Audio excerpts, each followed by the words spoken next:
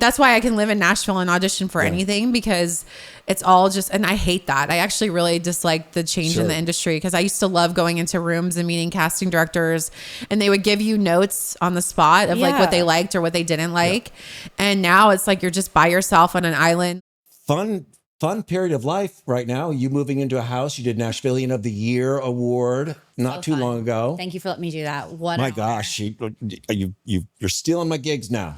But that's great. We were up in Maine, and which is very funny because our guest today is literally from the same town. Well, it's funny because, you know, we're friends on Instagram, and I was going through her profile, and I realized, I was like, oh, she was just in Maine. I've only been to Maine once in my life. I know it's small, but apparently it's very small because you guys know the same people. We actually, you know her aunt. Yes. Yeah. So anyone that lives up there, like during the summer, the population is 10 times what it is in the winter. But anyone that's up there in the winter, you get to know each other. Yeah. It's kind of like, you know, Peyton Place, you know, it's kind of, everyone knows everyone's business. So the fact that I recognize all the names that she brought up is not surprising to me, but it was surprising that she's from Maine. I don't remember people looking like our guest up in Maine when I was younger. No, definitely not. But it was like talking to an old friend, wasn't it? Yes. Thank you, Simon Says, for my Mauve jeans. I couldn't wear the shirt because I sweat through it. I showed up and he was like, I walked outside with a leaf blower just to clean up a little bit before you guys got here. And so you weren't doing push-ups outside? You weren't sure running? Looked like it, didn't it? Yeah, I assumed that you were like working out, which I thought was weird in jeans and a polo. No, it's 1,000 degrees. What happens when you're just an old ancient relic is that if you think about going outside, you sweat, let alone I feel that. Sweat. So thank you, Simon Says, for the Mauve jeans, and Simon Says is doing wonderful things down there in Wedgwood, Houston. Yeah, they are. And I'm so glad that they outfit me. My jeans are Pistola, and I'm obsessed with them. They are like my favorite new jeans, and my shirt is from Amazon. Oh, okay. Yeah. Well, you can find tags of that on her social media, folks. I'll teach you how to do it. What else? We also have more news coming up here that we will talk about here real soon. But we're not ready to announce that yet, right? No. But you'll probably see some posts from us in the next couple of weeks, and you're gonna be like, "Oh, that's just weird." Well, I mean, what are they doing? My husband were talking about this, and I'm like, "Oh, really? Okay, so this is happening now." So he's learning more than I am. So that's because I spend time on a golf course with your husband. I don't spend time on a golf course with you. So when two guys spend 4 hours together. We cover a lot of ground. Apparently. Right? So it is happening. Yes. And we will tell you more. Yes. But until then, we got to chat with Melissa Ordway, and she is just such a doll. She's fantastic. And you'll recognize her from her time on The Young and the Restless. She was Abby. And some of the other TV shows. She was on the MTV, The Assistant, what is it called? She won that. Millennials will know that. If you're my age or millennials, like early 2000s reality TV. Like she has a really impressive resume, and she's a really sweet person. Incredibly talented. Yeah. Why does she like you? I don't know. I pay her a lot of money. Good. Yeah. Keep paying.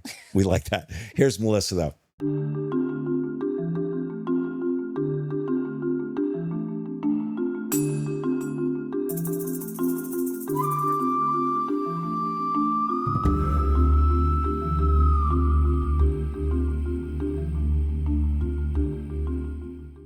So everything's rolling. Yay. Okay, anything you say can and will be held against you, Melissa. This is official. Go for it. What can I lose at this point? Yes. You know what? And here's what I love about your Instagram. You appreciate the moments that you're having as they happen, and you understand this is only a fleeting glimpse of your life. And that's how so I dropped my daughter off at college yesterday, and I was thinking of you because you made this magnificent post like, I know this is not going to be like this forever. And it's like, it's hard because there's so many moments where you're like, life is hard. I mean, or you're like frustrated or exhausted when you get a third puppy. And you're like, oh my gosh, I'm so tired. But then you like look and I'm like, there's not many more years where my kids are going to ask me to play in the pool with them. And I distinctly remember those years with my parents, and it's things that you just never forget. And so just wanting to be present in that moment, because I just know it's not going to last forever, and it's so sad. It is. It's funny you brought that post up, because do you remember we were supposed to talk to her like a few weeks ago, and I canceled. do you know? And I told her, I referenced that post in a text why I had to cancel because Andy I took her a last minute trip to Dollywood, and I was like, oh, I don't want to cancel. And and then that post came up, and I was like, she will understand. Yeah, no, cancel. That's way more important because it's like you only have this like little window, as you know, when you're dropping your daughter off. The firsts just don't happen again. Yeah. Right? Well, and it's funny because so my girls are 7 and 9 now, and it's like my 7-year-old has like in the past few months, like I'll look at her and I'm like, she's not a baby anymore. Oh. She is kind of like a preteen almost. I mean, not really. Well, no. But the way that she talks and like the things that she does, and she's very independent, and like it's just a different kid, and they're constantly changing. They're constantly surprising you. And it's like, I keep telling them, I'm like, can I always be your best friend? Like, I'll take you to sushi or coffee, like whatever you want to do. Like, I'm a cool mom. I just want to be friends with you. Not like the other moms. Yeah. I'm a cool mom. But there is that line where you're not their friend, you're their mom. Yes. But you at the same time want to develop that special relationship. Yeah. And I keep telling them because I'm like, you know, I don't know if you guys, this might be controversial, but I love Jordan Peterson, like certain things that Jordan Peterson says about like raising children and about like, you want to raise a child that you want to be friends with, that you want to be around, because if you don't want to be around your kid, like no one else is going to want to be around your kid. That. And so just taking the time and like really trying to like take moments and teach them and like life experiences. We do a lot of homeschooling and just making them these like little people that you want other people to like love. Yeah. And like helping them in that sense, but also like, I keep telling him, I'm like, there's nothing that like you can do that's going to make me, first of all, not like you or love you, but that I haven't done or experienced before. Yeah. So like, if you're ever in trouble, you can always call me. Like first of all, like, yes, we might have to have a conversation about it after. Absolutely. But just wanting to have this like really close relationship where yes, they respect you and that you're their parent, but also that they feel comfortable enough confiding in you and things that are going on in their lives, especially with girls. Cause I just feel like, I don't know. I see some teenagers in our neighborhood and I'm like, oh gosh, like I'm so scared of that time, but you've done it. So, I mean, we're all girl parents here. Yeah. On one hand, you're so thankful that they've arrived at this point in their life where they're ready to separate from you. But the other hand, you want to claw back everything you possibly can, including that time. And before we get into what you're up to these days, you had a great trip to Maine. I did. And what was really weird about it for me is that all the pictures that you took are basically where my family lives. Wait, where is your family? Camden, Rockport, Rockland. Mine too. Oh my gosh. Are you guys related? Well, here we go. We can play that game. Do you know Michelle Gallant? I do, actually. That's So, wait. Does she have a store in Camden? Or wait, what's she? Like an antique store? Like, yeah. Yeah. Okay. And she's also a dental hygienist. I got you. Yeah, isn't that funny? That's so crazy. I sent Neil your video. I was like, oh my gosh, look, she's in Maine. My parents are from Maine, grew up in Maine. Right. They for my dad's job moved to Atlanta. I grew up in Atlanta. Then when my dad retired, they moved back to Rockport. Okay. And that's where my aunt lives, and like all of my family's from Maine. That's crazy. Yeah. So my father is from Rockland. Okay. And my 2 brothers, my sister, and my mom all live up in Camden now. And then we have a place down South Thomaston. That's crazy. That's a really small Why didn't you world. go during the lobster festival? I know. I should have. Well, I love Maine, and it's like one of the most beautiful places that I've ever been in my life, and you can't really even explain it unless you go there. But there's like I feel like a 2-week window, which I really love it, and then the rest of the time there's like I love it all the time, but it's very cold. Yeah. But it's different. In the winter, you get to know your neighbors again, right? In the summer, it's 40,000 people. In the winter, it's 5,000 people. Yeah. And so you actually have a sense of community in the winter that you don't have during the summer when everyone's just trying to get by. And Neil was there the week before or the week after you. I just got back. Yeah. That's crazy. Yeah, we just got back. And so one of the pictures by the lighthouse, we were catching mackerel off that lighthouse like they were going out of style. So crazy. Like we couldn't get our hooks in the water long enough before the poles were bending over. Oh my, yeah. So much fun. Well, it's funny because my husband actually prefers to go in the winter because he loves to play hockey and all of that stuff because all of the ponds freeze over and like, but I'm like such a weenie that I'm like, it's so cold. I'm like, I'll just sit inside and eat. But I thought that was so cool. Now to find out that your family's from there, that's even better. Crazy. So my parents lived there for like, after they retired, they lived there for like 10 years. Yeah. And then they just moved here to be close to their grandbabies. They moved to No, I don't Tennessee? blame They did. They moved to Spring Hill. Oh, how's that going? It's amazing because I have not lived next to my parents in like 30 years. I Yeah. mean, well, I'm 40, so I guess it would be like 20 years. You since were I lived next to my LA, parents. Atlanta, LA. and- Yeah, so I went to college and then hadn't lived next to my parents since then. And so it's just been so nice and so cool to see like my kids with my parents. It's like really awesome. Yeah. And just getting to spend, I'm an only child, so getting to hang out with my mom. She's like my best friend. So like on the weekends, like it kind of feels like my teenage years over again because we would go shopping every Saturday morning. She would take me shopping. And so now on Saturday mornings, I'm like, hey, Mom, what are you doing? Want to take me shopping? Oh my gosh. But that's so great for your sweet. kids to see that relationship Yeah. too. Yeah. So it's kind of special. But Yeah. do your kids appreciate Maine the way that you do? They love Maine. My Yeah. kids love to travel. Yeah. So I feel like they just love any place with like, well, and they get spoiled really big time when they go to Maine because they, you know, my Aunt Michelle and like everyone's like, let me buy you things. Yeah. Like, do you know Carl Enroth? McGonagall. He's the golf pro at the McGuntacook. Okay, Yeah. yeah. So I know I obviously played McGonagall a bunch. yeah. And going down High Street, that was where my dad used to live, just a little bit down past the Belted Galloways. Yeah, right? okay. So the Galloways. That's so crazy. And yeah, so we were always around that area. Yeah. So he's like a big kid. we're mostly And so- at Goose River. We play Goose River a lot. That's like so. right on the street where my parents live. Oh my gosh. That's the same street my brother lives on. That's so crazy. Well, yeah. Yeah. And so my kids love to play with Carl because he's a big kid. And so they make bets and he always like pretends to lose. So they get cash and they love everything. Like they love playing on the golf course because I Yes. feel like it's like their big playground when they're yeah. there. And so, yeah, they love it. And it is pretty Yeah. idyllic up there. It is like the pictures Yeah. don't look real. Like as we were taking the photos on 4th of July, I was like, this place is so gorgeous. Like you just can't even describe it. Like, because the pictures don't even do it justice. They don't.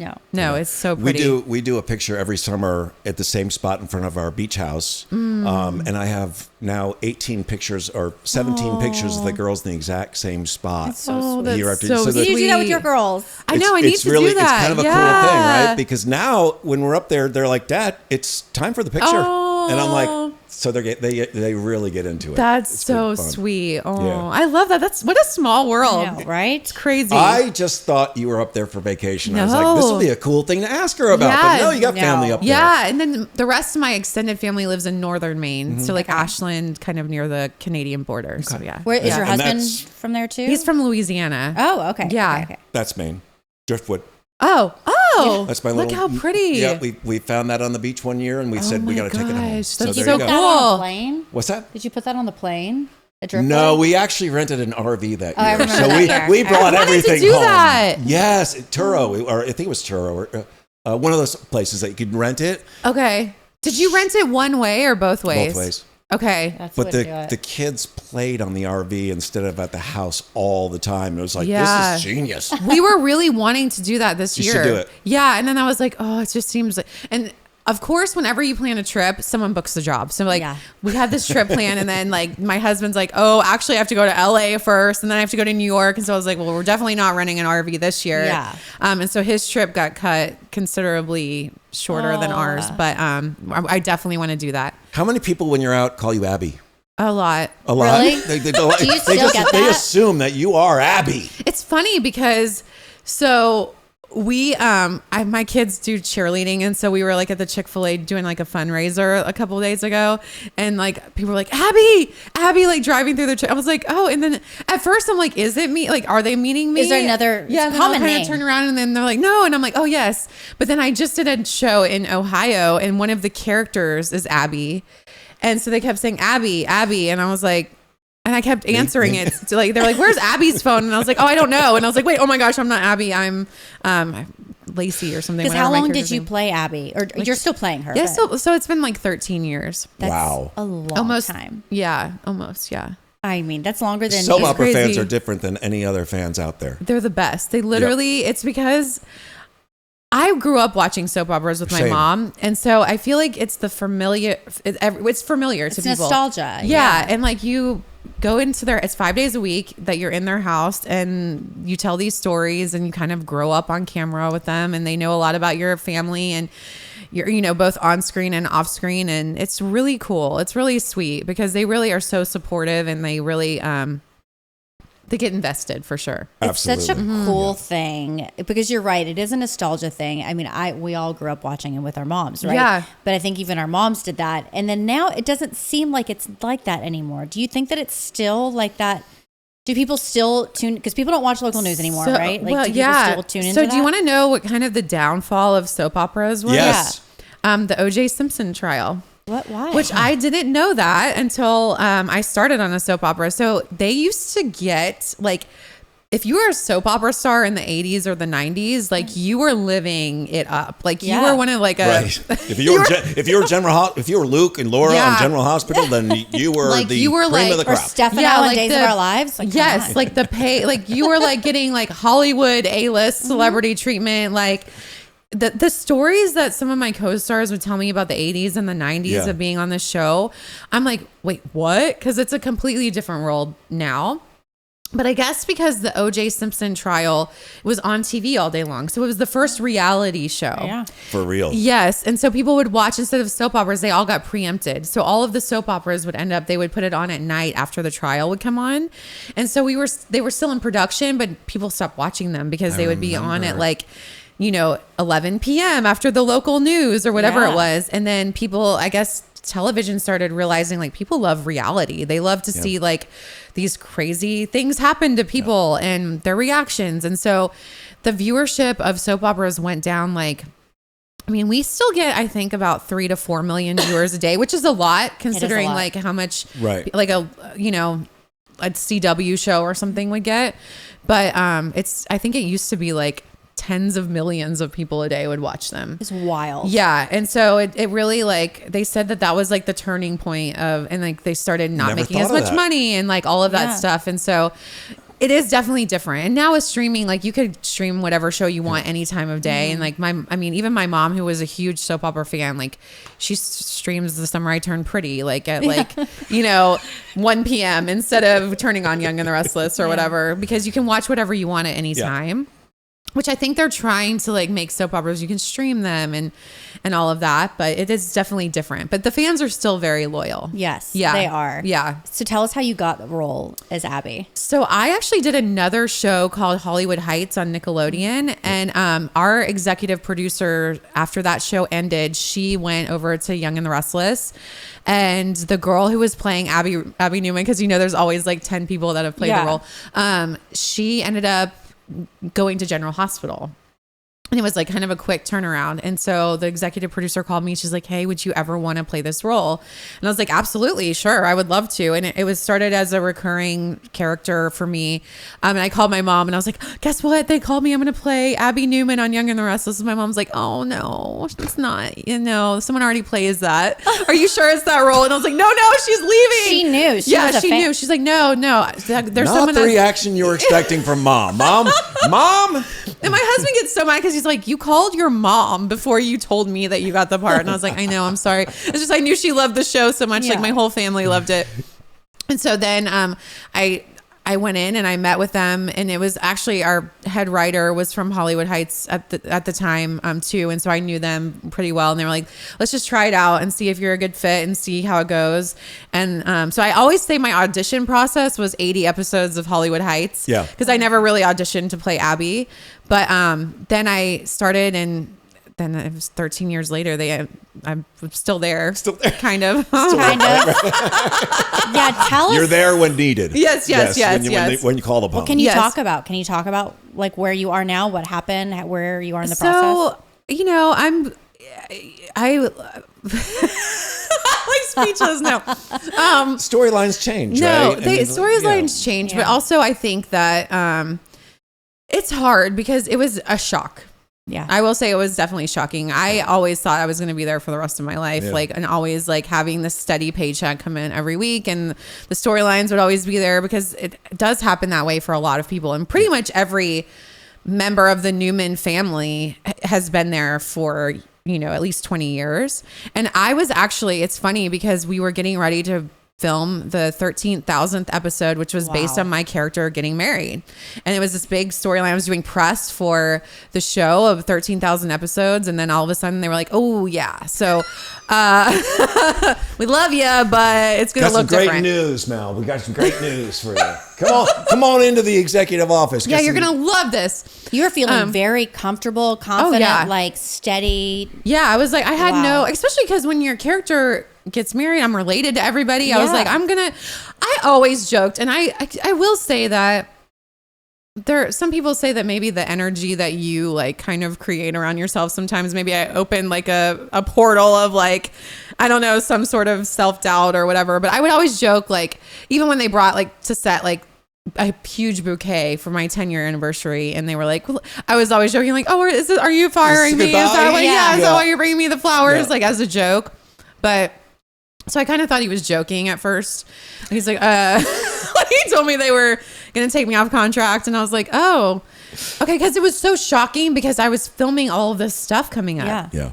And I was like, it's just so weird. It didn't make sense. And then I called my husband and called him first for that. I did. Yeah. Okay. And he was Explain like, to people what taking you off contract means. So when you get taken off of contract, basically I was guaranteed a certain number of episodes per week, and then they took that away from me, and they were like, we'll just call you when we need you, essentially. Yeah.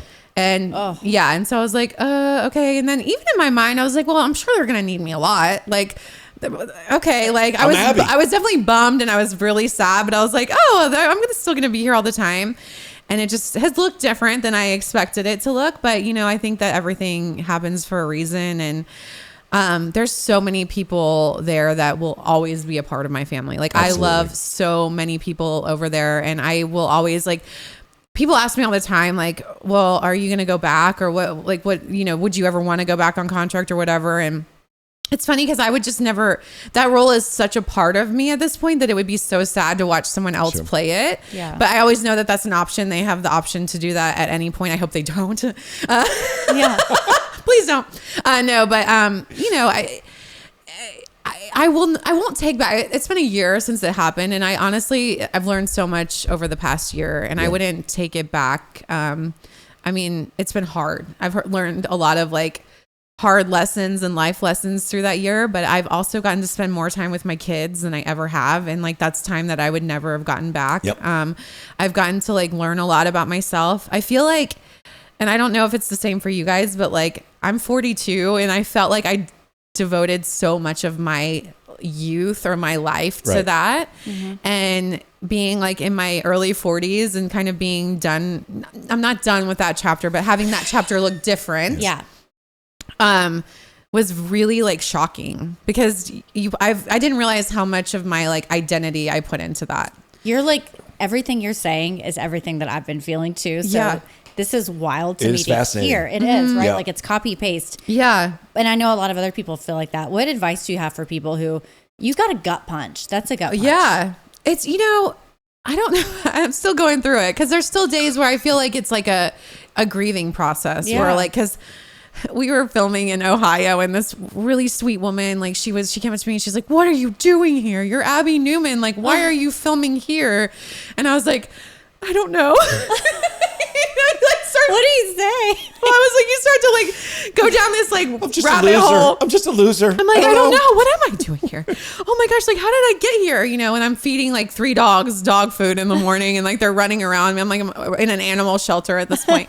And like, you just like look and you still are grieving something that you lost. Like, because it is still there. Like I'm going back at the end of the month to film a couple episodes and there's still like, I still get the work emails and I'm still on all of it. And it's like, it looks different and I think it's okay to be sad and it's okay to grieve that. And also know that that's like not who you are though. Yes. Sure. Like I feel like I really felt like no one's going to like me if I'm not Abby Newman. Oh my gosh, I feel this. Yeah. Like no one's going to want to have anything to do with me if I'm not on the show anymore. And honestly, there were people that didn't that weren't there when those after aren't your people, right? Exactly. And I feel like it was really cool because I kind of got to weed those people out, and it's like, oh, okay, I understand what our relationship was like. Cool, like we can both move on. And we've had this conversation. We've had the exact same conversation before. So it's very interesting. You feel like it's like you said, your identity. What makes me interesting? What makes me cool? Well, it's this. What's the first thing people ask when they meet you?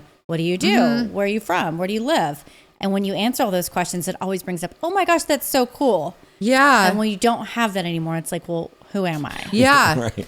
Well, even with my kids, because my kids, we moved here but we still had a place in LA. And so they were used to like going back and forth to LA to see their friends all the time. And then that changed. And my kids were like, well, why? Like, why are you not on there all the time? Like, you feel like a disappointment even to them. Yep. And it's like, well, things are changing and, like God has a plan and we're going to follow it and it's all going to be okay.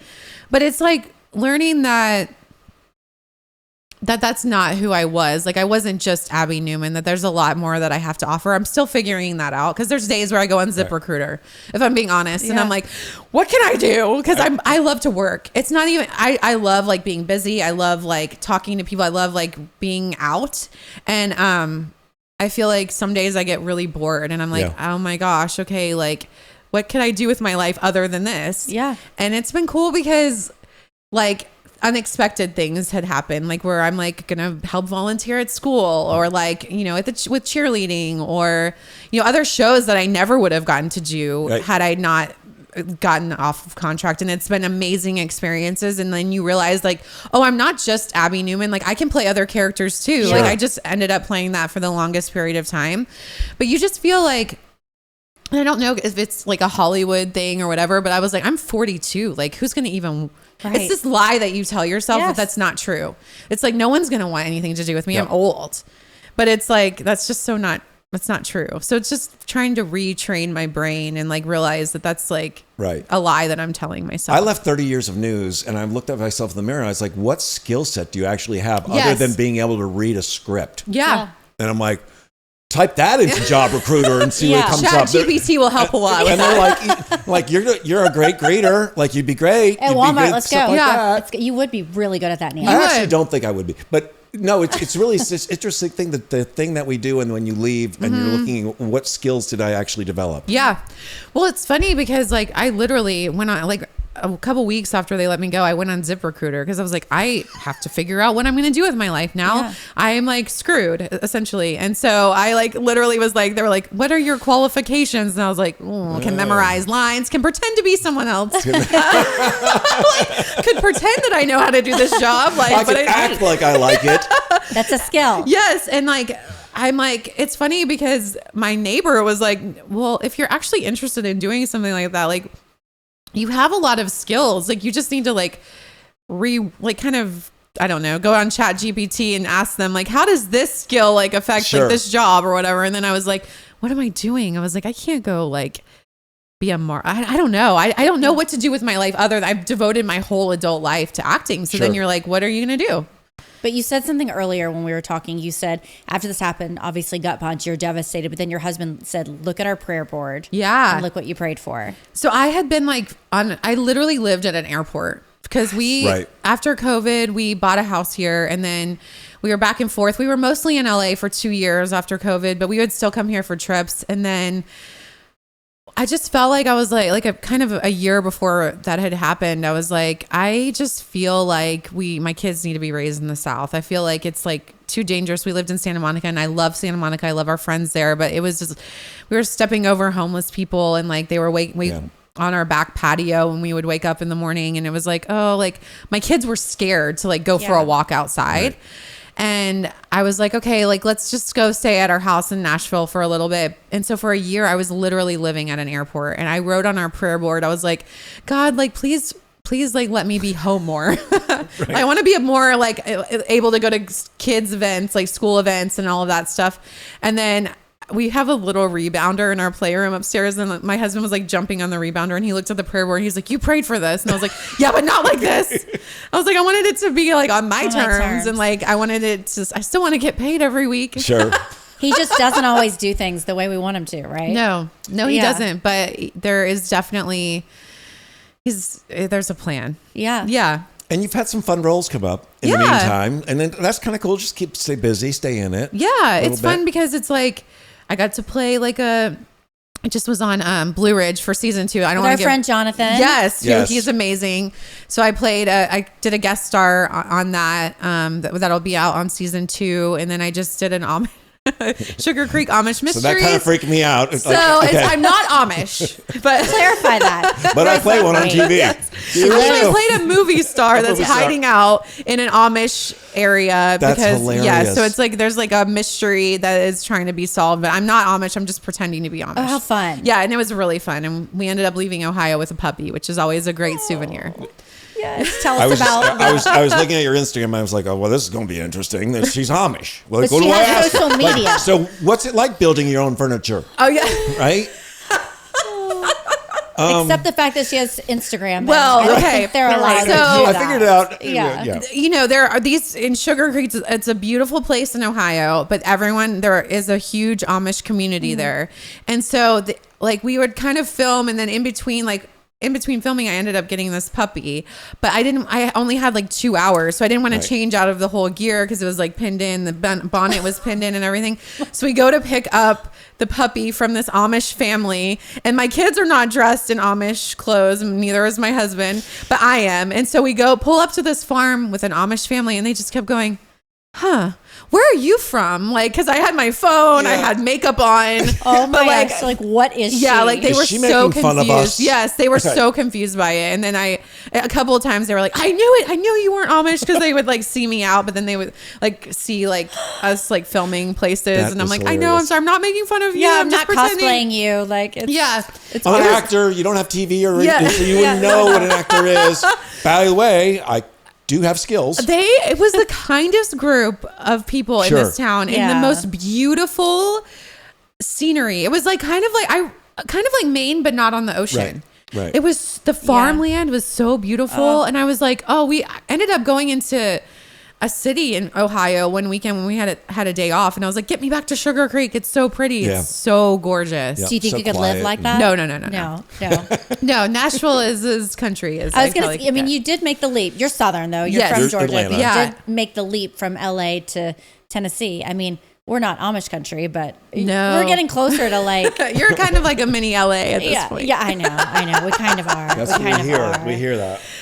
No, this is the perfect mix of, because I grew up in Atlanta, and so like 40 years ago, Atlanta was a lot like Nashville is now. So it feels a lot like coming home and like being able to raise my kids the way that I was raised, in a neighborhood where people like ride their bikes everywhere, and it's really cool. Yeah.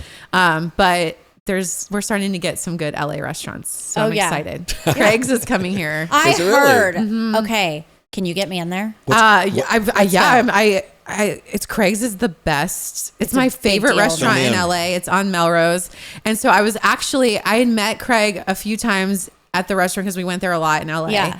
And then he was on my flight, and I was like, what are you doing in Nashville? Like, why are you coming here? And he was like, I'm opening a restaurant. He's like, I'm trying to have it open by October. So I don't know if that's true. So you're like the first to find out. Yeah. I mean, it's the best food ever. They're incredible. They have so many vegetarian options too. Yes. Yeah. Is this in Germantown by any chance? I feel like it might actually don't even know where. Somewhere over there is where they're opening that. There's another big barbecue place going into Germantown too that they bought 3 blocks. And I'm like, wow. So it's like Texas barbecue or Craig, something. wow. Craig's is So, not yeah. barbecue. Okay. So that's pretty cool that we're starting to get some restaurants like that you're familiar with there. Yeah. I mean, when that's the only thing lacking in Nashville, I feel like. Yeah. Well, actually, Nashville has a lot of great restaurants, especially in East Nashville. Yes. But I live in Franklin, so I feel like it's like we're kind of slowly little getting island there. Yeah. We used to have O'Charlie's and Longhorn, and that was it. We And still now have you're an The bread at Outback. O'Charlie's, though, It's is the bomb. best. It is. Yes. What about and Olive the girls Garden? still ask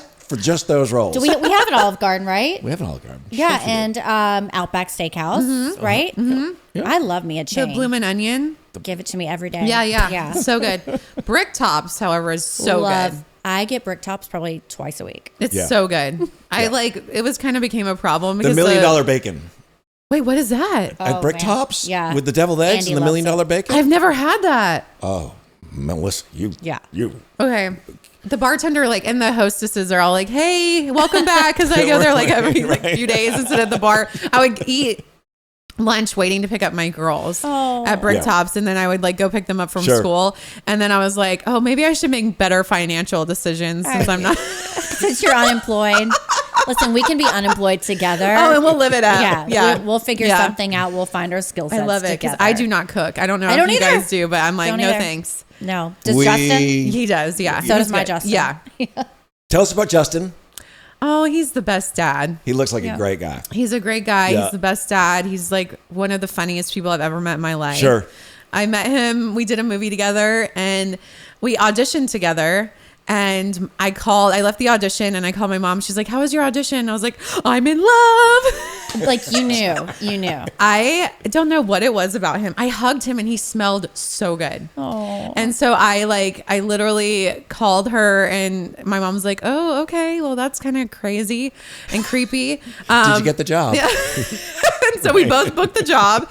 We went to Louisiana and filmed it. And we actually filmed the movie in his hometown. So I got to meet his whole family, when we were still friends, we were just working together. And we were kind of inseparable ever since then. That's an amazing story. Yeah, he's just the sweetest guy. And obviously I was a little bit guarded because when you meet actors on a set, you're like, oh, when we go back to LA, we're just never going to talk to each other ever again. Maybe this was a set romance. Yeah. But no, we've been, next month is our anniversary and it'll be 13 years. Wow. Yeah. Okay. And tell us about your daughters. Olivia and Sophie. So Olivia's 9 and she is the most creative, sweetest girl in the whole entire world. She literally, we call her the mayor because as soon as you meet her, it's she's your best friend and she's never met a stranger. And it's funny because moms will text me and be like, I've never met a girl that knows how to talk to adults like she does. Wow. Yes. She is so talented with people skills. She has to do something with people when she gets older.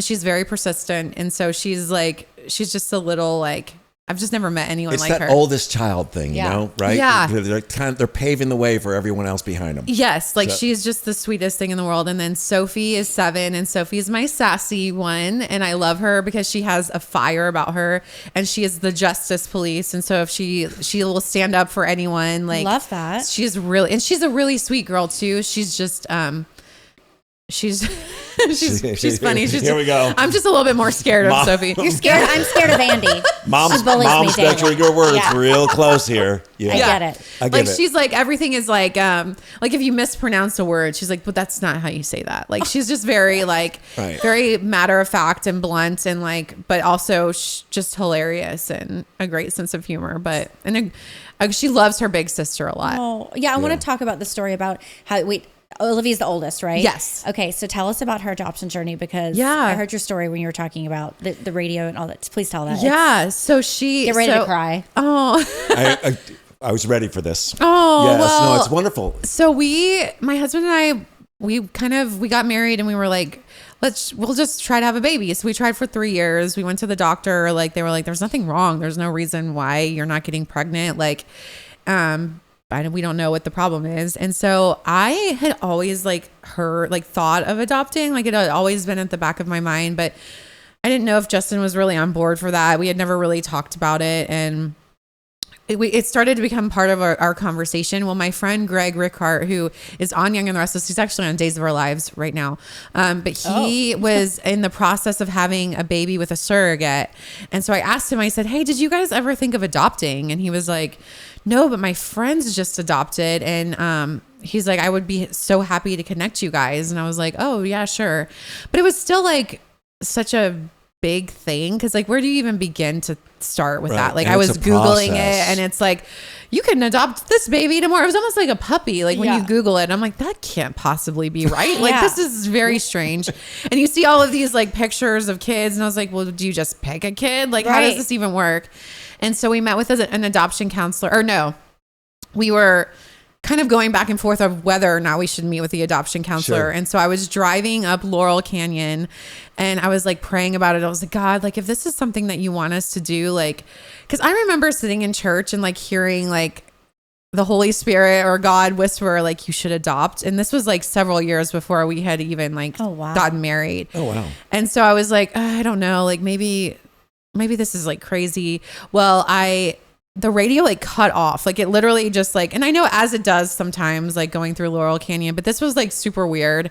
And so while I was silent, I was like, God, just tell me what to do. Like, just show me, like, give me an answer. I just need to hear from you. And the radio turned back on, and it was Dr. Laura. I don't know if you guys ever listened to her. Yeah. And she was like, our email of the day is from John, and John is writing in to say, thank you so much for convincing me to adopt. He might not be my blood, but he is my son. And it was this whole, it was like an email of the day. And like, I've never heard her. Yeah. And I was like, I started crying, and then I called my husband. I was like, we're adopting. And I told him what happened. He's like, okay, like, let's do this. And it was crazy because literally when we made the decision, it was like every door flew open. So we decided in January that we were going to adopt. And then we met with the adoption counselor. We retained our lawyer in February, and then Olivia was born in April.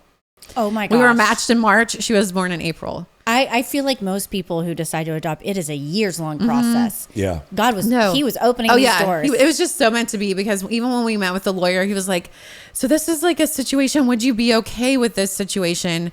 And it was almost like he had like a baby in mind for us, but he didn't want to say. And it was really awesome, the lawyer that we used, because he actually tries to convince the birth mothers to keep their baby. He'll like go through the whole family tree and be like, this person could help you raise your baby, this person. And like, he really tries to make them not want to adopt, to try to like convince them to parent the baby, because he says like, if I can convince them in this meeting, then they were probably going to change their mind. And so he's like, I'm not in the business of heartache. I just want everyone to be a good match.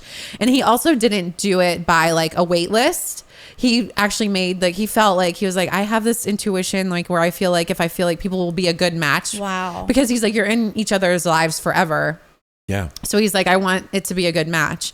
And so then he tried to convince us to not adopt too. He does the same with adoptive parents. And he was like, why don't you do IVF? Why don't you do this? Why this would be great, because he's like, if I can convince you to not adopt in this meeting, then it wasn't the right match for you either.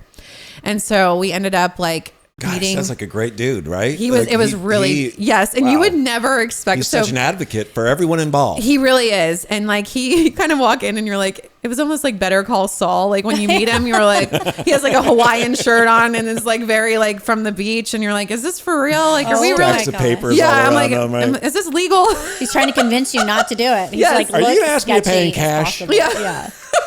So what's the mayor's perception of her adoption? Like you talk about it, so she hears about it. Where's a 9-year-old think? So it changes all the time. So there'll be like moments, because we met with a lot of counselors through this process, and our counselor is actually adopted, and she's an adoptive parent as well. So she knows like all sides of it.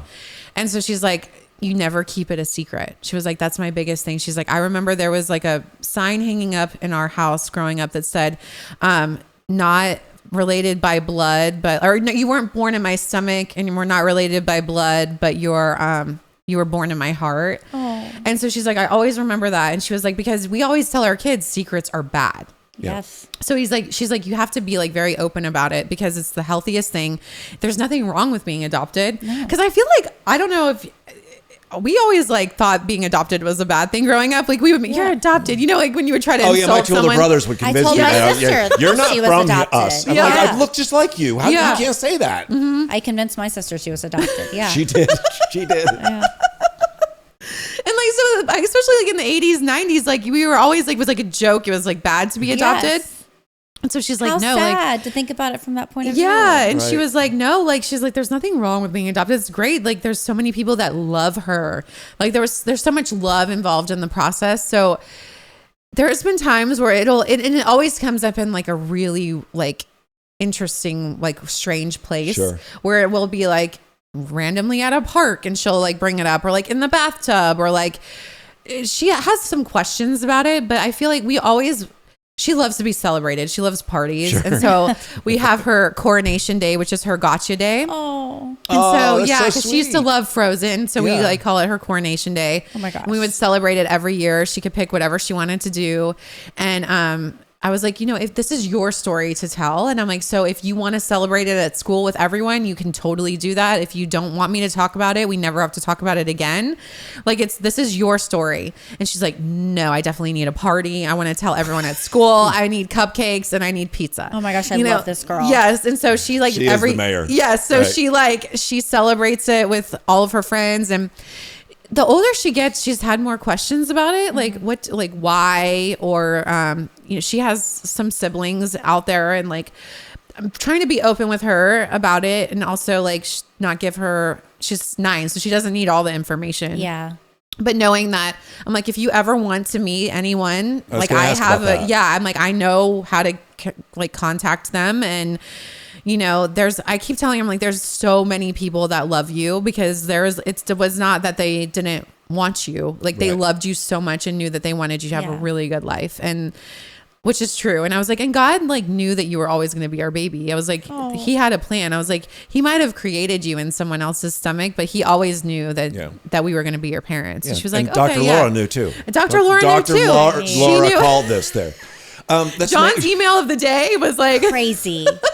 She's going to grow up to become a wonderful advocate for adoption, though. Yeah. Right? The way she is, the way she presents herself, and she has the opportunity. Yeah, because it's funny because in her school in California, there was another child who was in the process of being adopted. He was in foster care at the time, and his adoptive family his foster family was trying to adopt him, and his older sister had already been adopted by this family, and so the mom came up to me and she's like, I have to tell you. She was like, thank you. And I was like, what do you mean? She was like, thank you so much, because she was like, my son came home and was like really excited to be adopted, because he saw like how celebrated, like how much you celebrate Olivia, and just how much of a good thing it is. And like, not that it's like, you're not losing a family. Sure. You're not like that. You're just gaining another family, gaining more people that love you.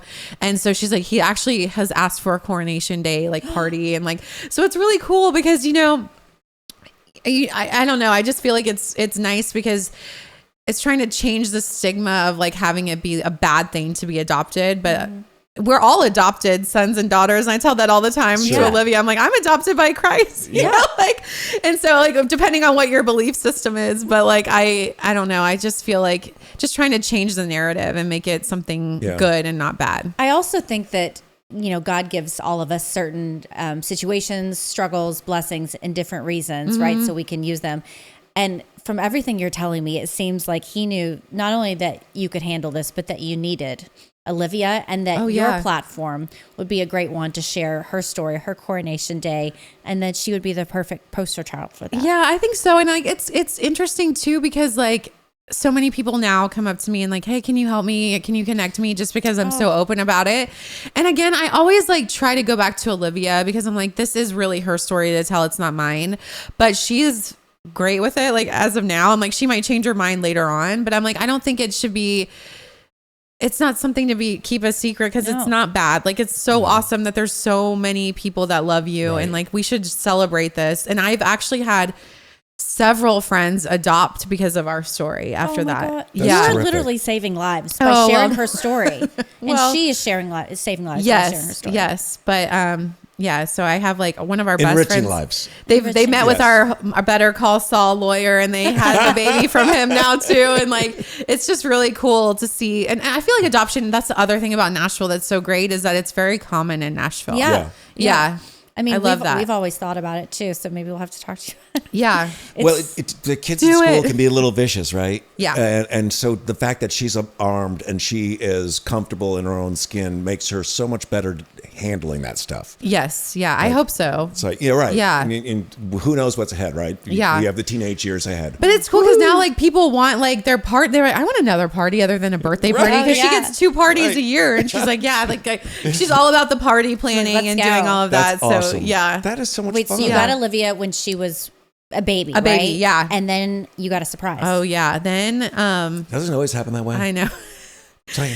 And I didn't know what to do, because I'm an only child. And I was like, how 2? Wait a second. Like, I was only prepared for 1. Yeah. And so, our mutual friend, Angela Lanter, she sat us down at a restaurant. She's like, I want to tell you guys I'm pregnant. And I was like, oh my gosh, I'm so excited for you. And then I was like, sitting there and I was like, oh my gosh, like it's been kind of a while since I've like, Oh yeah. yeah, I was like, I couldn't possibly. How crazy would that be for me to be gosh. pregnant at the same time as my friend? And so I had like all of these like old pregnancy tests in the bathroom, and I was like, okay, in the morning I'm going to take one just because that's so weird. Like I feel like I'm late.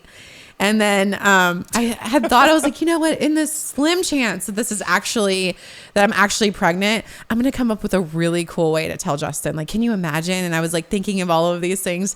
So I go, and the next morning I take the test, and of course I didn't do anything cool to tell Justin. I looked at it, I was like, what? I just screamed because I had never seen pregnant on there. And so I ran in the bedroom, and he was like cuddling Olivia in the bedroom. I was like, and I shoved it in his face. He's like, what is this? Because he hadn't even like, it wasn't even on his radar. Yeah. No. You kind of not given up. No. Right? And so I was like, he was like, what? And I was like, I'm pregnant. He was like, oh my God. He's like, okay. He was like, I mean, that's wow. But like, let's just calm down. Yeah. Let's take 7 pregnancy tests. Let's keep confirming it over and over and over. Right. Got it. And so he was like, I will believe it when it's like, if we take 7 and all seven of them say I'm pregnant. So then I took 7. They all said You're pregnant. firing those puppies off left and right every time. Like, Different I'm times more a water, day. Justin. Like, Drinking more water. And so I finally called my doctor, and I was like, I think I might be pregnant. And she was like, well, did you take a pregnancy test? I was like, I took 7 of them, and they all said pregnant. She's like, well, you're definitely pregnant. Yeah. She was like, so let's come in anyway. So then, yes. And Sophie has been just exactly what our family needed. And That's she's amazing. just the best. So you weren't even sick thing. or anything? You were just thinking with your friends telling you this, and you're like, yeah, like I was like, okay, well, I just kind of had not even thought about it. I think I was busy because Olivia was like a year old. I was chasing her around and like working all the time. You were and I was happy. like, I was like not thinking about it at all. And so then I was like, oh wait, like I wasn't like, because when you're trying to get pregnant, that's all that's going through your mind. And then when you're not able to get pregnant, like all of your friends are getting pregnant. It consumes you. Yes. And then like you're like a couple days late, and then you're like, oh my gosh, this could be it. And then like then it comes, and then you're not. And there was like so much heartbreak during those 3 years of like thinking that you might be, and then thinking like, well, everyone else can be pregnant. Why can't I? What's wrong with me? Yeah. Right. And so why is it so easy for everyone? Yeah. I'm like, oh my gosh, they have like 5 kids. They don't need another one. Right. Yeah. I have really good intentions. But I knew like none of it we wouldn't have Olivia if it didn't happen that way. I was just going to ask, do you think that, would you have still adopted, do you think? I mean, maybe you don't know for maybe, sure, but probably not. Yeah. But I will say that Justin and I even have this conversation a lot of like, if we would ever have another baby, it would be adopting. And so we're not like, I'm not looking to have another child at all. But if we get ready. Yeah, if you have a baby that you need to Walgreens, get out those pregnancy tests. Just drop it off at my doorstep, and I will raise it. She's ready. Yes, but I would never want to be pregnant again. Ever. No, I was a terrible pregnant person. Me too. I hated it. Yeah, it was not like hated. I just wasn't good at it. I had like literally, I had gestational diabetes. I had like Sophie was born like 6 weeks early because of my placenta tour. It was like one thing I was like, so even if I got pregnant again, I would have to be on bed rest and I would be hungry for like 9 months. Sick. Yeah. Hangry. I was like, because I never really was sick. I had gestational diabetes, so I couldn't eat. So I was just angry all the time because I'm so hungry. Yeah, this one was not fun to be around. I came into work as one a day. work husband, I honestly thought about leaving the career like while she was pregnant. She'd be lying behind the desk on the floor. Well, how did you do that? So like bad. And then being up at like 3 a.m. Well, I didn't tell anybody I was pregnant, of course, because it was like 12 weeks and I was still nervous. I didn't want to say anything. But I was getting up at 2:30 in the morning, nauseous. I was so sick. Oh, I bet. So I'm sitting on the desk at 4 a.m. eating saltine crackers. I'm like, everybody's going to know. Everyone's going to know. And I finally ended up telling him, but he was like, no, I know. Oh yeah. No, I remember being at work and like, so I ended up having to tell them and I was only like 9 weeks pregnant, but it was summertime. And so we were filming me in a bathing suit, and I got, when you're filming at Young and the Restless, like you can see the feed from your dressing room. So you can see what's happening on stage. So my co-star texted me and she was like, did you get a boob job? And I was like, no. And she's like, your boobs are huge. And I like looked down like, oh my God. I was like, oh gosh. Cause I was like in a bikini and I was like, okay. I was like, I'm going to have to tell these people like soon. Cause I was like, no, I didn't. Because I mean, that was the biggest part of me. My whole pregnancy is I looked like Dolly Parton. I don't know what had happened. It was like not in a good way. It was like, what is happening? I was going to say it's not bad, but not for your character. Well, and then I would I remember one day like being in my dressing room and I like threw up because I wasn't feeling, that was like the one, because the prenatals made me feel really sick. Yeah. So I like threw up, and then my producer was like outside of my dressing room and I was like, oh, hey. And he was like, are you okay? I was like, oh yeah. I just, took some vitamins. I don't feel good, but I was like, I have to tell them. And so I told them. They were so supportive, and they ended up hiding the pregnancy the whole time. But you couldn't hide the girls. And so I looked like I was wearing a circus tent for 9 months, because the dress would come out to here. So you couldn't see a belly, but it was like draped over like a tent. It's like that scene in Knocked Up, that movie, where they say to Katherine Heigl, it's fine. We support you, but after you're going to need to just tighten it up. Just tighten it all up. They didn't have that conversation with you, right? No, they didn't. Good. They were very, very supportive. Okay, and I think that's the thing that when my job changed was hard, is because my family was such a part of just being on set and being at work. And like they would grow up. They grew up like running down the halls of CBS. And so they were as much a part of it as I was. And so that it wasn't just hard for me, it was hard for them too. Yeah, I bet. Yeah. But I mean, they still can go and whatever. I'm still there. I still may get under contract. I'm talking to you, Young and Restless. I'm talking to you. You're messing out. I want to ask you about how you got in. I mean, I know you said your mom loved soap operas and all that, but when you were in college, where did you go to school? You went to Georgia State. Georgia State, that's right. When you graduated, or did you take acting classes? Were you like, I always want to be in soaps, or I always want to be an actress? I wanted to be an actress since I could talk. Really? My dad always tells this story that I was living in Maine at the time when I was really little, and I was like 2, and I was like, I'm gonna live in Hollywood one day. And my dad's like, how do you know what Hollywood is? Yeah. And I just always was writing plays growing up. It was probably terrible to be my neighbor growing up, because I was creating plays and having all the neighborhood kids come over, and I would give them like one line, but I would be the lead of everything I would write. Yep. And just manifested it. Oh yeah. Constantly. Like my parents put me in dance class, but there was an acting class in the studio next to it. And I was like, I don't want to do this. I want to do that. And so I don't ever remember wanting to do anything else. It was, interesting. That's it. And so my mom was like, well, that's very not likely that you could be an actress. So you have to go to college. And I was like, okay. So I went and I joined a sorority in college, and I had a lot of fun for 3 years. And then I thought I was maybe going to be a teacher, but I was like, I remember being in those classes, and I was like, these people love teaching. I don't have that passion. And I feel like to be around kids every single day, like they deserve to have someone that's passionate about teaching them. And so then I was like, well, maybe I could be a publicist. So then I kind of changed my major and thought I was going to do that. And then I was in a theater class at college, and my mom and I loved the Newlywed show with Jessica Simpson. I did too. And MTV was so big at the time. Yeah. And so my mom went on their website for MTV, and she was like, they're casting this show. The assistant. Yeah. And she was like, I feel like you should send in a tape. And I was like, oh, they would never watch it. So I was filming something for my theater class, and I didn't tell my mom. I didn't tell anyone that I actually sent in a video. That's crazy. And I sent in a casting video, and they called me in class at Georgia State, and it was a New York City number. And I was like, what is this? And they left me a message. They were like, we'd love to fly you to California to try to be a finalist in The Assistant, but you have to do a lot of psych exams. And which I was like, oh no, I'm going to fail that. No, I'm just like, well, we're screwed. That's so they sent 15 people out to LA to do these psych exams to see, and interviews to see if they wanted you to be on the show. And I remember being, we weren't allowed to talk to each other because they wanted us to all be the first time we meet each other to be in the house. And so I remember sitting in the lobby, and the driver of the van put the his sheet down of the cast members onto the this bench that I was sitting on. And I kind of glanced over it, and it said the 12 names, and then it said the 3 alternates. So it was in case one of those people failed their psych exam or their interview, and I was an alternate. And so I called my mom, and I was like, I'm not going to make it on the show, but at least I got to go to California. And she was like, oh, well, you never know. Well, little did I know that I had sent the tape, and I had really long blonde hair. And there was another girl that they wanted on the show with long blonde hair, who's Sarah. She was really, really sweet.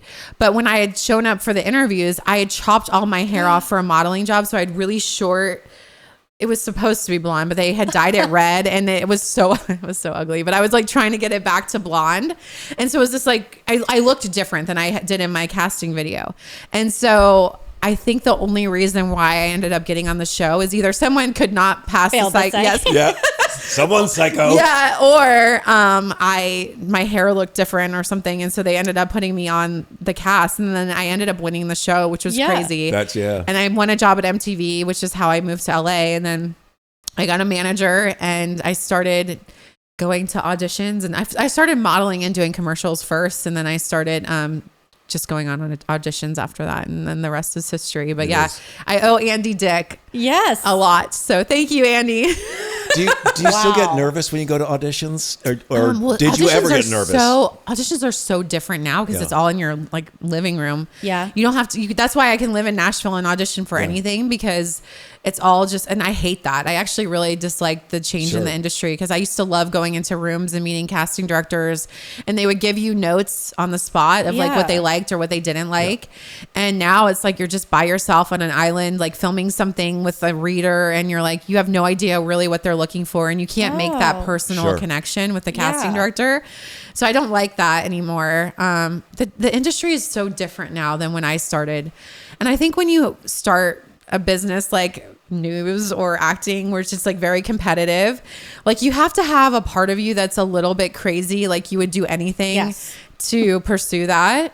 And I think the older that you get, that kind of goes away. Yeah. I could not agree more. Yeah. Yeah, I could not agree more. I've definitely, it's like a drive. Also, but I feel like you have it with any industry. You have a drive when you're young and you just want to work your butt off. Yeah. This is what I went to school to do. I just want to do it. I just want to work.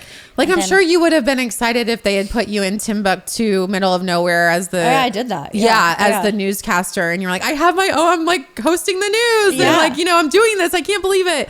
Where now it's like the city has to make sense. Mm-hmm. And like, like it looks and the product different. Has to make sense, right? Yeah, like it has to make sense. Where now it's like, I mean, when I first moved to LA, I would have lived in the nastiest apartment, and I would have lived in my car to pursue that dream, and I didn't care. I would have worked all night, and the hours didn't matter. And now it's like, oh well, I kind of want it to be a job that makes sense, where it pays enough for me to go there, and is it working with my kids' schedule, and like there's so many other factors to it.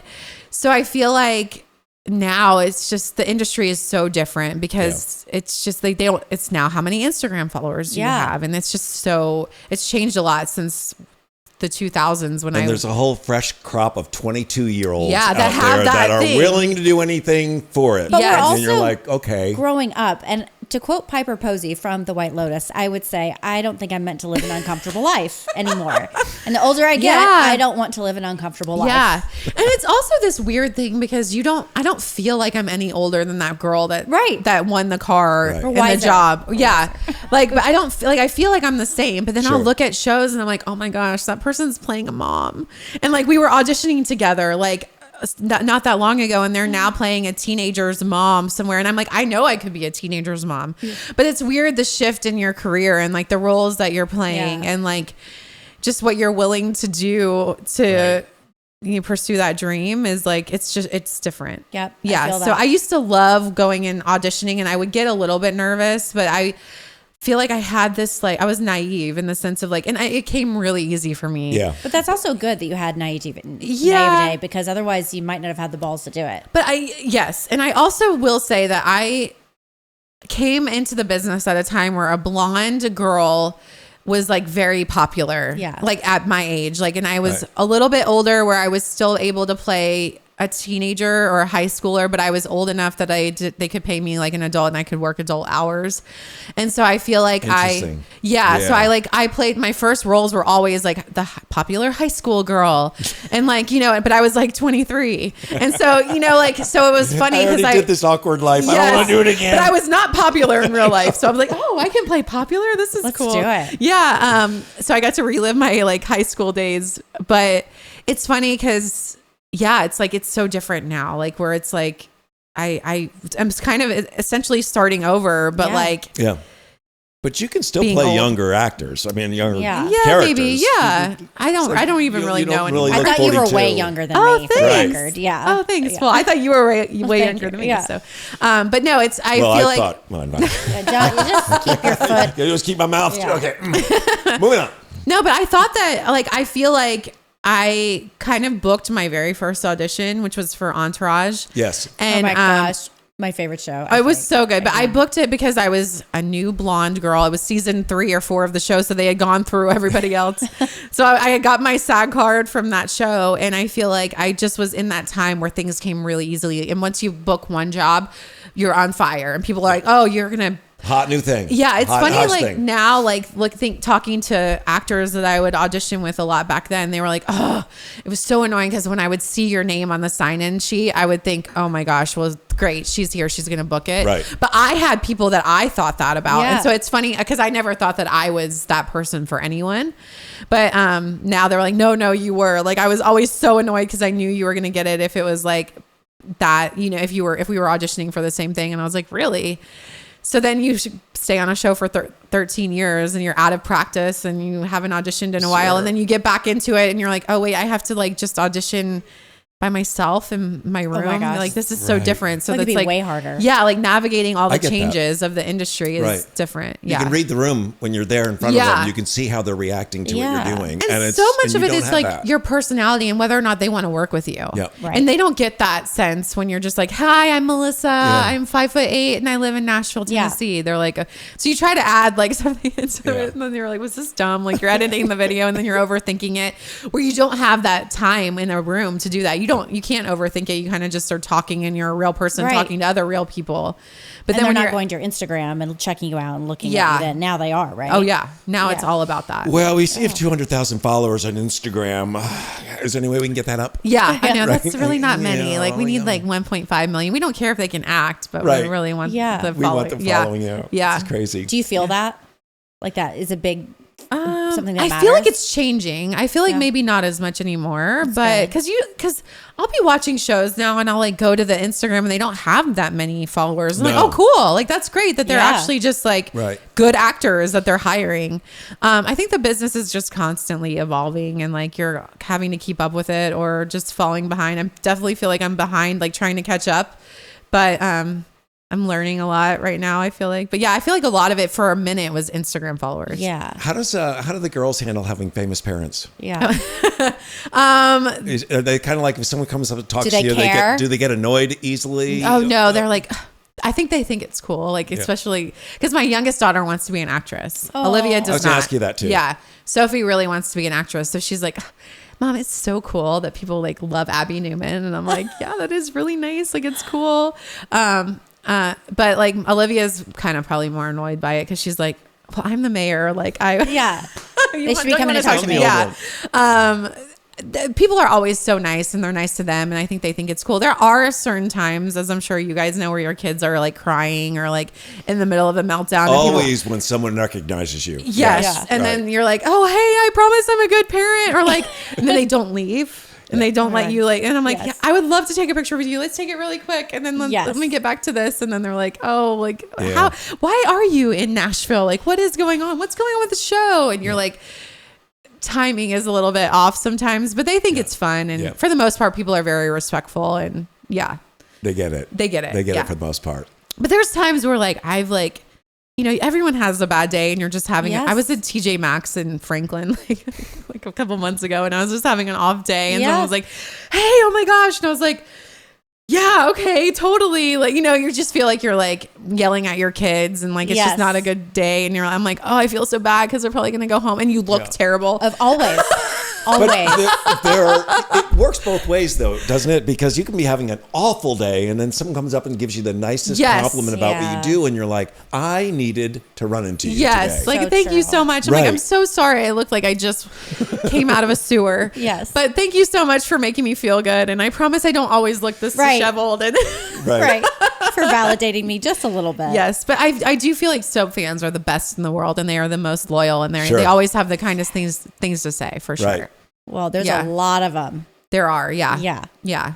I mean, I feel like it must be hard if you play a really bad character because they probably think that you're actually a mean, terrible person. But I bet. yeah. Luckily, Abby is nice. So And they we think don't that you have to go some through sort of control over the character development. Can you do this? Yeah, like I cheated on my husband a couple years ago, and then not in real life. This is on the show. Yeah. And so people were very upset about that. So I got a lot of like people, why would you do that? Like, why would you do that to Chance? I'm like, I didn't write it. I'm sorry. That is wild. Yeah, I'm like, I'm really sorry. I He didn't deserved it. He's a terrible human being. You don't even know him. You don't know how he treated me. No, He's the worst. How do you memorize all of that stuff?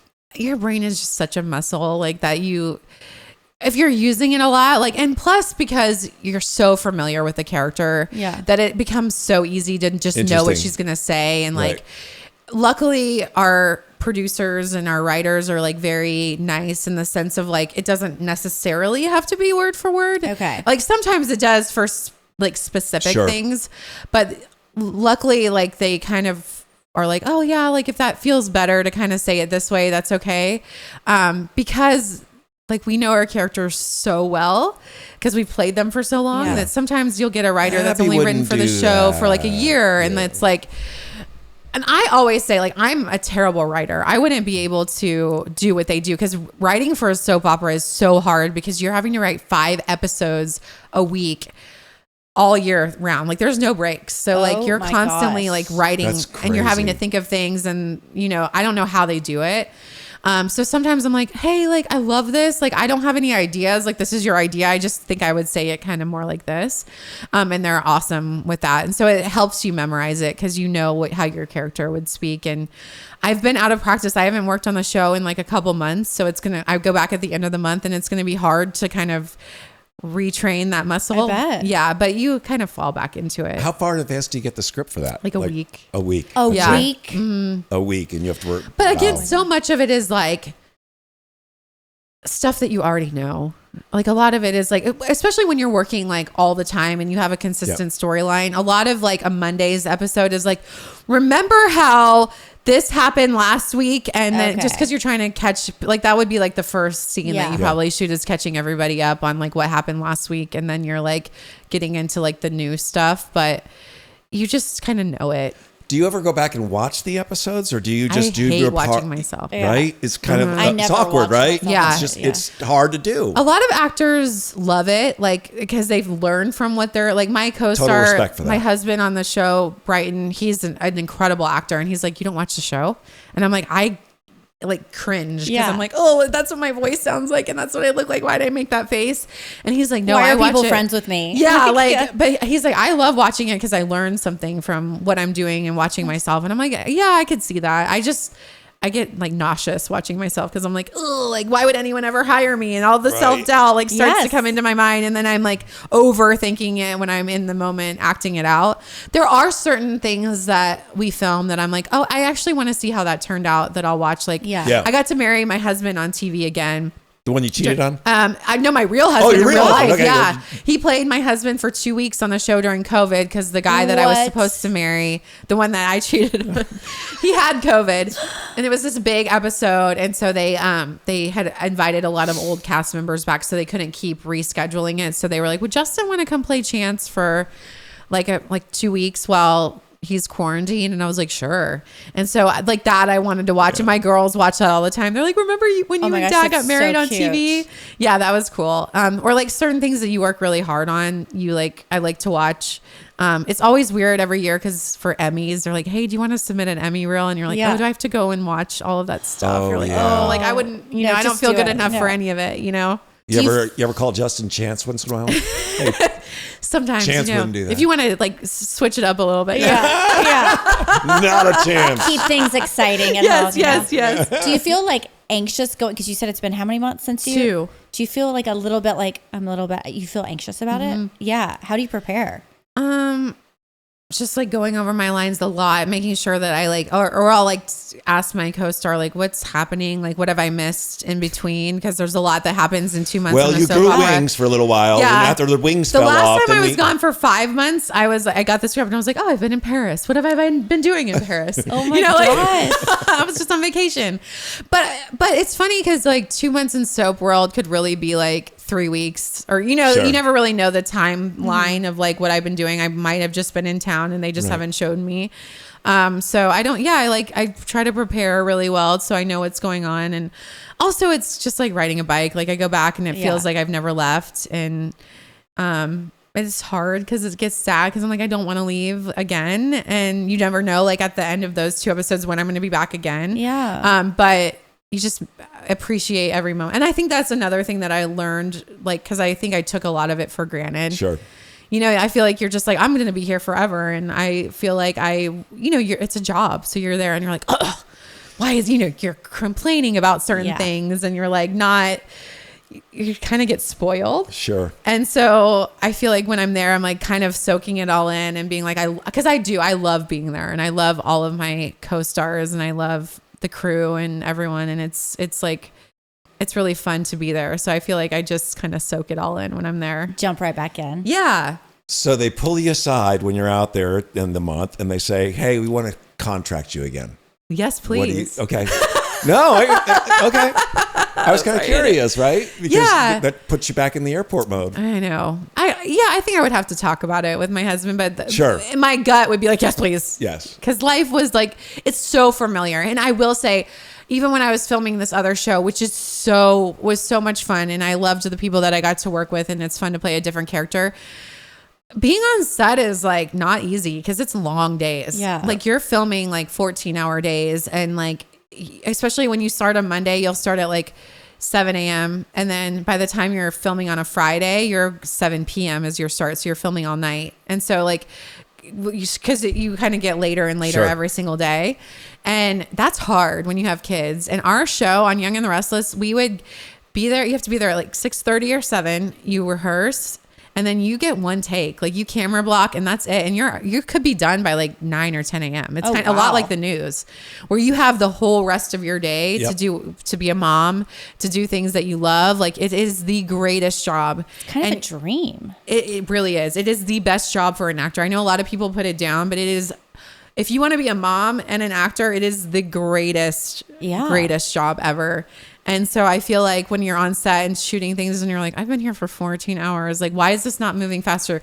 We can do it in one take. Like, I'm telling you, I can do it. Like, I've done it for so long. And so it's like, it's hard to like go and do something different because you realize how spoiled you are on the other thing. I was always amazed at how they'll shoot the scene, then they move all the cameras and lighting, and they shoot the same scene. They move all the cameras and lighting, they shoot the same scene. And you're like, are we done yet? No, just got to do 3 more shots. And you shoot like 1 to maybe 3 pages a day. We're on Y&R, we shoot 100 pages a day. And you're just like 100. Like we shoot an episode and a half a day because we only film 4-day weeks.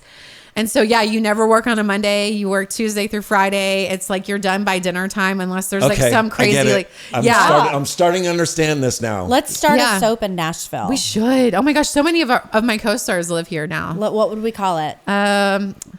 I really, you know what I would love to do? I'm like, can we do the Real Housewives in Nashville? I was just going to say that is my dream. Andy, I'm ready. Eilish Davidson from Beverly Hills plays my mom on Y&R. I'm ready to go. Let's do it. That is my absolute dream. I think they tried it. Yeah, I've heard they've done it a couple times. They have tried a few, but they just haven't had the right people. I know. I mean, here we go. We're already starting it right now. Yes, let's do it. Oh my gosh. Let's manifest it. Yes, I would love that. Heartbeat. My husband would be like, no way. Same. We'll have to hire. We're going to hire somebody to be our husband. We could hire a Chance. Yes, we need that.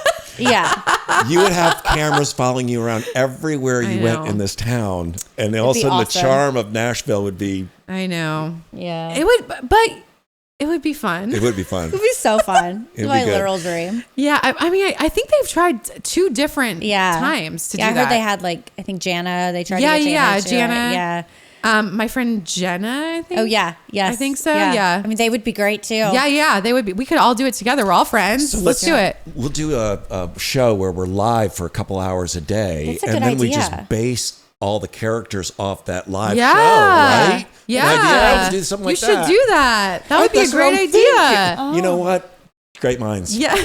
Great minds.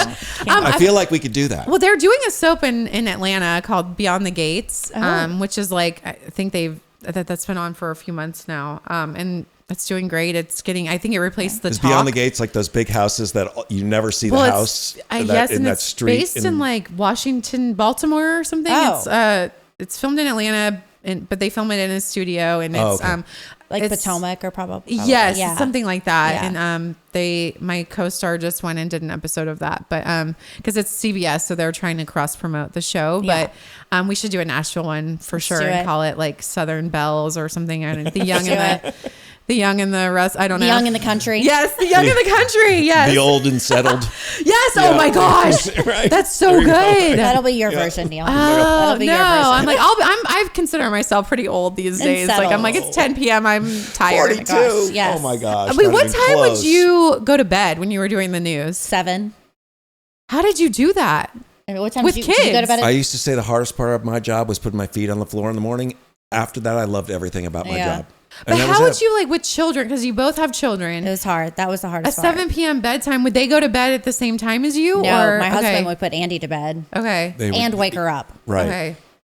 Yeah, I was constantly asleep by the time the girls Yeah. would go to bed whenever they would go to bed. Mommy's So got to it's just- go to bed. Mommy's got to take a nap. Mommy's got to do Yeah. this. Yeah. That's got to be really hard. That would be the That hardest was part. the- for me. was. Yeah. Yeah. It is, right? But it's what we were talking about before. When you first got in the business, you got to sacrifice so much because you're so singularly minded on that job Yeah. that you put everything else aside. And it's only when you leave that job you realize how much you missed. Yeah. And I was like, and the next day you're dropping your daughter off at the University of Tennessee. That's just how quickly it all goes. It does. That's So crazy. The fact that that was something that struck me about you with like where we started the conversation. Yeah. The fact that you take the moments to say, I know this is fleeting and Yeah. you appreciate those moments. I And that's definitely- so important for people to realize that. Yeah, because I feel like, and I noticed it more in Nashville than I actually did in California because maybe my mindset is different being here. But it's like definitely a lot of keeping up with the Joneses. Yeah. Of like, oh, like, because in LA, it's hard to live in LA. Yeah. It's expensive to live in LA. Yeah. And it's like, you either live in a huge mansion or you like live in a condo or an apartment. There's not really much in between. And I feel like everyone's kind of just trying to make it and trying to survive and like enjoying the beautiful weather. But I feel like you take that and you bring like, cause so many people have moved from California Yeah. to here Sure. and you're like, oh my gosh, like I can live in a really nice house and it's like cheaper to live here and like all of, but then it kind I of, don't have any but then you income want tax more and and- more Yes. and more and more. The bar keeps raising. Yes. Yeah. Where like, I was just really content to have a tiny little house in California. And it was like, great. We all lived in this like, I mean, it was probably like 1,500 square feet and we loved it and we were so happy together. And I think that's the thing that I realized about Nashville is like, I don't need bigger.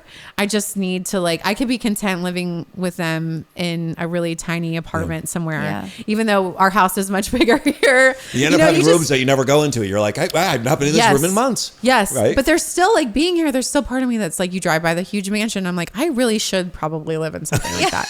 Like, We all should. We all should. I probably but then I'm like, my house is like, I don't even use most of my house I now. know, I And so know. it's like, what do I need it all for? As long as my family's healthy and my kids are safe and we're all together, like we're good. I agree. I Yeah. drive around this town and I look at these houses. I'm like, how do these people get this money? Yeah, where Like, did where, they do Yeah, where I did know. they I always all, want to like, ask, what did there's you I so know. many of them. And how do they keep their house I drive by clean? her. I'm like, Shut up. I need to go to this house. I mean, Shut up.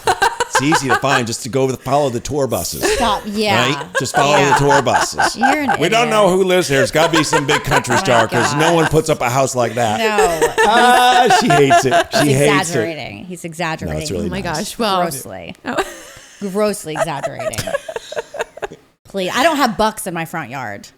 that was the craziest thing I've ever Neil. seen. That was so cool. Melissa Yeah. drives up and I see her in the window. I'm like, hi. And I'm like, shh. much. And I walk out and I go, there's 3 bucks standing there. She's like, I didn't even see him. I literally just walked. I didn't see them at all. Like I was like, oh my gosh, it's right here. I need to cut Ring camera footage of like the FedEx people and the Amazon people, because they'll walk up, they don't even realize that they're standing next to a 500-pound buck, and then they'll turn around, they jump. Yeah. So I have all these great videos of delivery people jumping.